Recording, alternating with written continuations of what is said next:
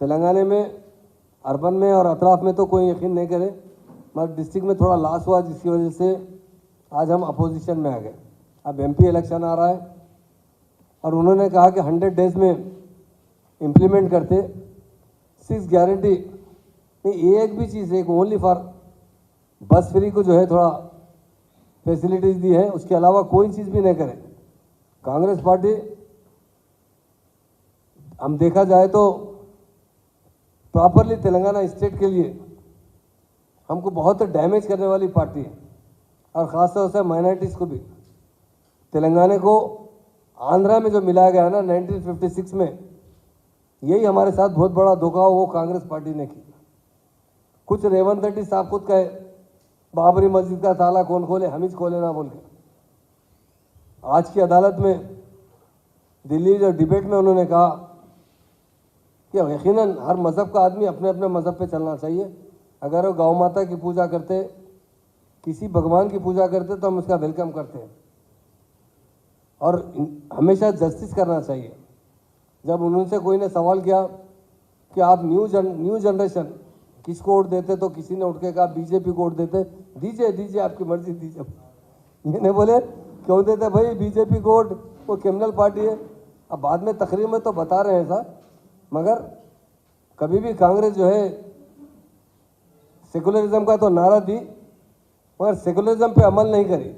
अगर अमल करने वाली पार्टियां तो इलाकाई पार्टियां हैं, चाहे ममता बनर्जी हो, चाहे केजरीवाल हो, और सबसे बढ़ के कोई सेकुलर आदमी है इंडिया के अंदर तो वो केसीआर साहब। केसीआर साहब का जो सेकुलरिज्म है, मैं समझता हूँ प्रैक्टिकल तरीके से उन्होंने जो 9.5 साल में बता दिया। एक ही मिसाल देना चाहता हूँ, मीडिया के दोस्त है, 1948 में हमारी स्टेट को इंडिया में जम किया गया था। उसके बाद से फिसादा जो चलते रहे, कब तक चले? 2014 तक चलते रहे। जब से 14 में केसीआर साहब पावर में आए, उन्होंने एक ही बात कही कि आज के बाद हमारी स्टेट में फिसादात नहीं होंगे। उसके बाद जो रुका तो आज तक रुका हुआ है। इसलिए मेरे भाइयों, खासतौर से मैं वोटर से अपील करने के लिए मीडिया के जरिए आया हूँ। फिर इलेक्शन, एमपी इलेक्शन आ रहा है। लोग बोलने वाले बहुत बोलते हैं। खुद रेवंत रेड्डी साहब ने कहा कि केसीआर साहब ने 12 मस्जिदें तोड़ी। अरे भाई, एक मस्जिद को भी कभी हाथ लगाने की जरूरत ही नहीं पड़ी।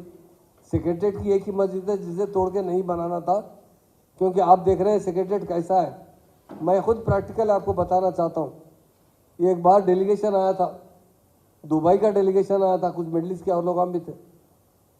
वो डेलीगेशन में जो है सीएम साहब से मिलने के बाद, क्योंकि माइनॉरिटी मिनिस्टर मैं था, मेरे से मिलने आए, मैं उन्हें सीआफ करने के लिए नीचे आया था। आया तो वो मिडल ईस्ट के लोग जो थे ना, अरबी में उनके जो सफ़ीर आए थे ना, उनसे बात कर रहे थे, ये स्टेट बहुत गरीब स्टेट है क्या? सेक्रेटरीट देखने के बाद तो किसी ने उनसे पता नहीं, ये निज़ाम स्टेट है, बहुत पैसे वाली स्टेट। अरे ऐसा कैसा इनका सेक्रेटरीट है? एक मिनिस्टर एक तरफ, एक मिनिस्टर एक तरफ, एक ऑफिसर एक तरफ।